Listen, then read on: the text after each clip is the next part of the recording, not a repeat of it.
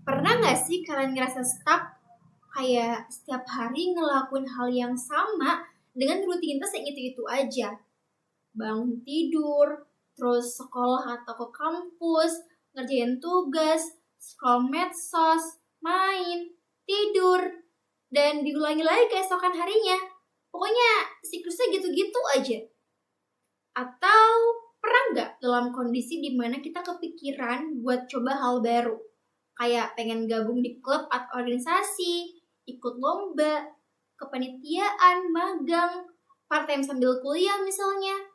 Tapi akhirnya batal karena kita mikir, aduh, aku takut ganggu kuliah, takut nggak bisa bagi waktu, atau takut gagal. Dan akhirnya memilih untuk main aman, diam di zona yang bisa buat nyaman, gak takut akan semua hal itu terjadi, dan ya udah. Hai guys, it's me Nur and welcome back to my YouTube channel. Kalau kamu ngerasain semua fenomena tadi, selamat, kamu di video yang tepat. Karena sesuai dengan judul, kita akan bahas soal fenomena main aman atau comfort zone. Tentang kenapa sih kita takut keluar dari zona nyaman? Sebenarnya guys, merasakan zona nyaman itu adalah hal yang wajar. Gak usah buru-buru nyalahin diri sendiri kalau kalian ngerasa, aku kok gak berani sih keluar dari aktivitas ini. Karena menurut Carl Rogers, salah satu tokoh penting di dunia bimbingan dan konseling, mengatakan bahwa manusia itu secara alami memiliki kebutuhan dasar untuk merasa aman dan diterima. Nah, dari situlah muncul yang kita sebut sebagai zona nyaman. Zona nyaman itu ya tempat di mana kita ngerasa tenang, gak terancam, semuanya bisa diprediksi, dan gak ada tekanan. Dan lagi-lagi, ini normal banget. Ya, siapa sih yang gak mau hidup dalam kondisi yang tenang dan stabil, ya kan? Tapi masalahnya guys, kalau kita kelamaan tinggal di zona nyaman, kita akan kehilangan kesempatan untuk tumbuh dan berkembang. Makanya, penting banget nih, walaupun zona nyaman itu adalah hal yang alami dan juga manusiawi, pola pikir kita tuh harus mulai pelan-pelan buat diubah. Kita perlu sadar bahwa pertumbuhan itu tidak akan datang jika kita terus-terusan merasa aman. Pertumbuhan terjadi saat kita mulai melangkah keluar, menghadapi tantangan, dan belajar dari proses. Mungkin gak nyaman di awal, mungkin juga gak mudah, tapi disitulah kita akan mulai bertumbuh di luar zona nyamannya kita. Nah, alasan kenapa sih kita susah banget buat keluar dari zona nyaman? Kenapa kita cenderung lebih suka mengulang-ulang rutinitas yang kita lakukan setiap harinya dengan alur ataupun pola yang sama? Ya karena kita udah tahu awalnya, kita udah tahu akhirnya tuh kayak gimana. Terus kenapa kita takut untuk keluar dari zona nyaman ataupun mencoba hal baru yang belum pernah kita coba sebelumnya? Ya of course, karena kita takut sama hasil akhirnya. Takut sama sesuatu yang belum bisa kita prediksi. Itulah mengapa ketika kita berpikiran untuk mencoba hal-hal baru, ikut lomba atau kegiatan, atau misalnya sesimpel kita mau presentasi di depan kelas untuk pertama kalinya misalnya, kita akan langsung overthinking yang kayak, aduh aku bisa gak ya? Gimana kalau nanti aku salah? Gimana nanti kalau aku ngeblank? Gimana nanti kalau aku gagal? Gimana kalau nanti aku dilihat jelek nih di depan teman-teman? Gimana kalau, dan pada akhirnya kita hanya akan terus overthinking kalau kita nggak berusaha untuk mencoba hal itu. Dan ketika kita nggak mencoba hal itu, kita nggak akan tahu hasilnya kayak gimana. Nah, ini alasan yang menurut aku paling ngena banget kayaknya. Karena aku yakin teman-teman pun setuju kalau kita nggak mau keluar dari hal-hal yang bikin kita nggak nyaman, keluar dari zona nyaman dan mau mencoba hal baru. Itu karena adanya kebanggaan ataupun keberhasilan yang udah pernah atau sedang kita rasakan di zona tersebut, di zona nyamannya kita. Kita terjebak dengan kenyamanan-kenyamanan yang kita rasakan, sehingga kita nggak mau lagi tuh untuk coba sesuatu yang mungkin akan membuat kita kesulitan di masa depan. Misalnya, kamu yang misalnya sejak SMP, SD, SMP, SMA itu mendapatkan prestasi di kelas karena cara belajarmu yang suka membaca ataupun menghafal misalnya. Tapi begitu kamu masuk kuliah, prestasimu itu menurun karena udah beda. Sistemnya udah nggak lagi sekedar hanya dengan membaca dan juga menghafal. Butuh diskusi, butuh berpikir kritis, dan butuh aktif. Nah, walaupun udah begitu ya, walaupun sistemnya udah beda, kamu hanya mau belajar dengan caramu itu aja, dengan cara menghafal dan juga cara membaca itu aja. Gak mau mengubah dan gak mau keluar dari kenyamanan itu. Karena apa ya? Karena keberhasilanmu di masa itu. Terus kamu mikir yang kayak, udahlah, ini aja udah cukup kok. Ngapain sih repot-repot harus berubah? Dengar ya guys, dunia itu terus bergerak. Kita hidup dengan tantangan dan juga permasalahan yang akan terus berubah. Kalau kita ngotot untuk terus berada di tempat, merasakan bahwa di zona itu kita akan merasa aman, gak akan ada masalah, dan berpikir bahwa everything will be fine, artinya kamu sedang berada di tempat, dan tentu gak sedang bertumbuh. Gini guys, saat kita menghadapi sesuatu yang baru, entah itu masuk organisasi, misal pindah ke kota lain, atau ikut lomba pertama kali, atau bahkan mulai ngonten misalnya, biasanya tuh kita akan cenderung merasa khawatir dan merasa takut. Hal tersebut dikarenakan kita tuh belum tahu pola mainnya. Kita belum tahu ritmenya, kita belum mengerti sistemnya. Dan kita ngerasa kayak, aku belum pernah ngerasain ini sebelumnya, aku belum pernah coba ini sebelumnya, ini di luar kendali aku banget nih. Kayak misalnya aku dulu, sedikit cerita ya teman-teman. Dulu tuh aku pernah juga berada di fase yang dimana aku mau belajar sama sesuatu yang belum pernah, atau bahkan sebenarnya aku takut banget untuk coba gitu. Yaitu menari. Ya. Jadi dulu tuh aku mikir kalau aku tuh anaknya nggak cocok ya sama yang namanya menari. Tangan aku tuh nggak lentik, badan aku kaku, aku nggak pede pakai pakaian-pakaian yang biasa dipakai kalau orang lagi nari ya, dengan pernak-pernik dan baju warna-warninya itu. Tapi ada satu momen dimana aku diminta oleh guru aku untuk ikut nari mewakili kelasku waktu ada lomba gitu antar kelas, dan aku disuruh menjadi salah satu perwakilan di kelasku untuk menari. Dan ya mau nggak mau aku harus ikut.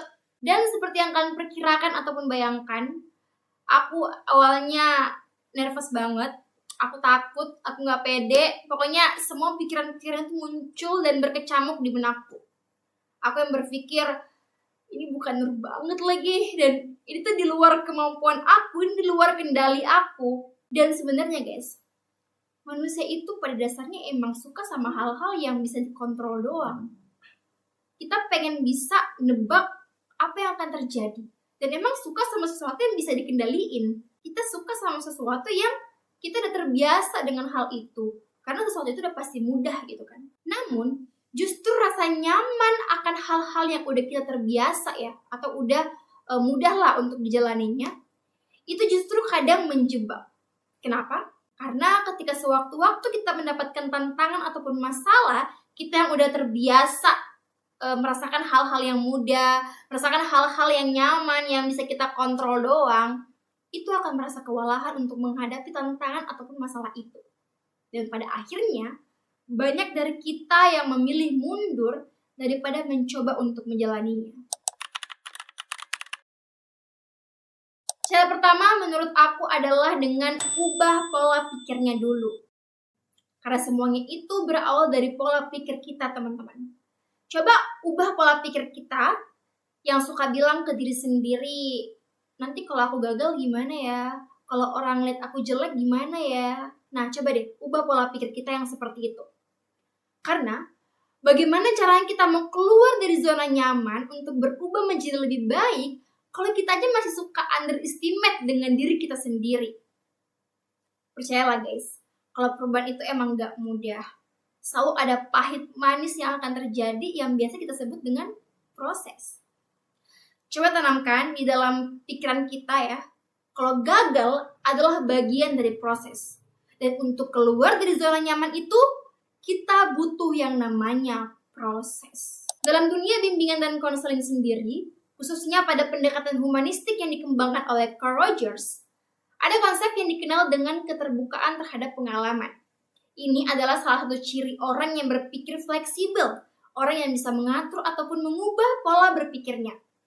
Menurut Rogers, individu yang sehat secara psikologis adalah mereka yang terbuka terhadap pengalaman. Jadi tidak langsung menyerah diri sendiri, tapi berani mencoba, berani beradaptasi, dan berani untuk mengambil pelajaran dari pengalaman baru tersebut.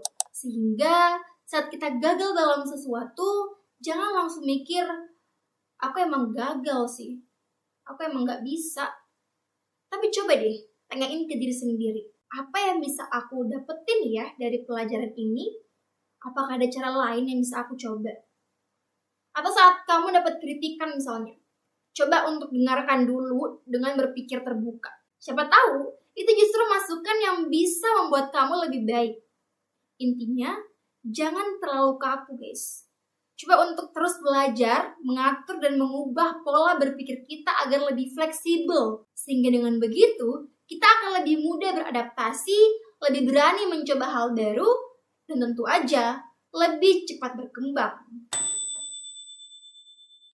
Dalam teori counseling person-centerednya Carl Rogers, beliau menyatakan bahwa manusia itu bisa tumbuh dengan baik ketika berada dalam suasana yang penuh empati, kehangatan, dan penerimaan tanpa syarat.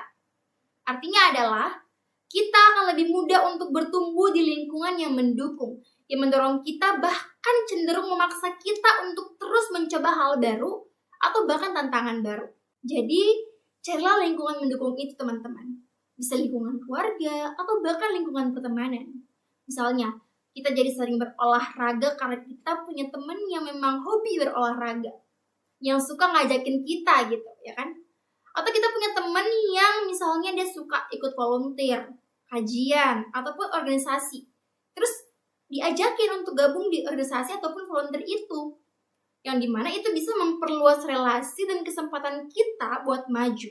Atau dalam kasus lain misalnya, kita yang takut berbicara di depan umum, grogi, nggak pede, itu akan terbantu jika kita berada di lingkungan dengan orang-orang yang mungkin juga merasakan itu, tapi mereka berani untuk mencoba. Yang tadinya kita takut, kita mungkin bisa jadi termotivasi dan juga berani untuk mencoba juga. Kita pasti akan berpikir bahwa dia aja yang juga merasakan hal serupa dengan aku, dia berani loh untuk tampil, kenapa aku enggak?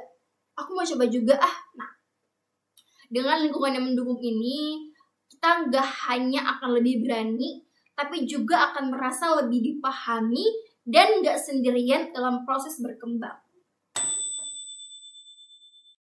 Setuju nggak kalau cara paling manjur untuk keluar dari zona nyaman adalah dengan menetapkan goals atau target? Kalau aku, setuju banget. Dengan punya goals, aku bisa setting pikiranku untuk berfokus pada goals yang ingin ku dapatkan itu.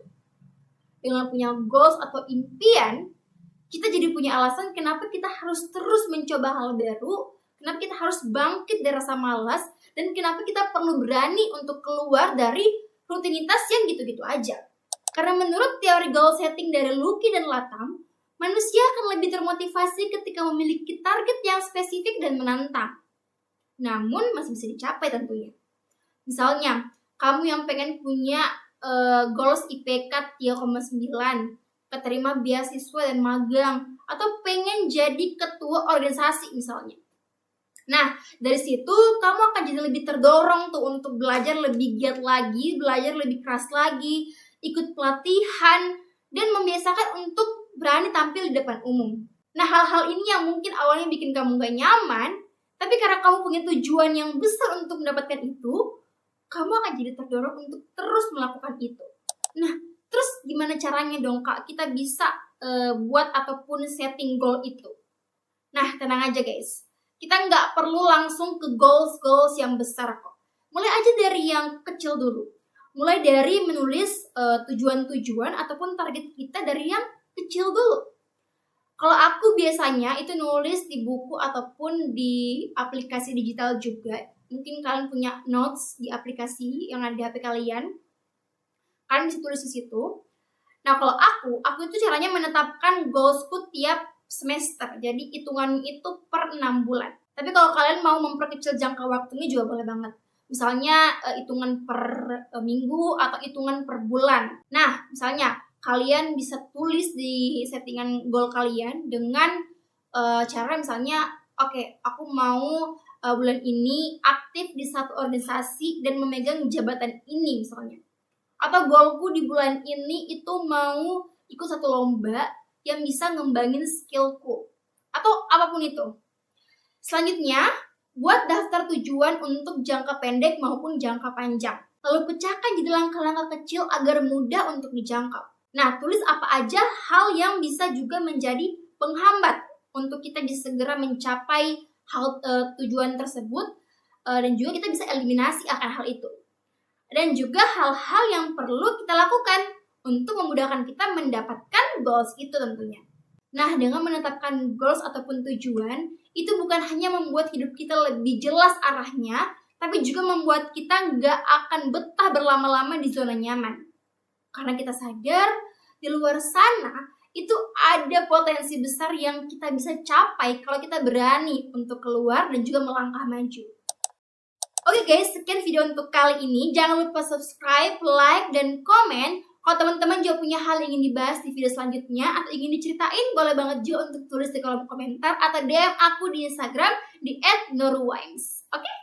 Sampai jumpa di video selanjutnya. Bye!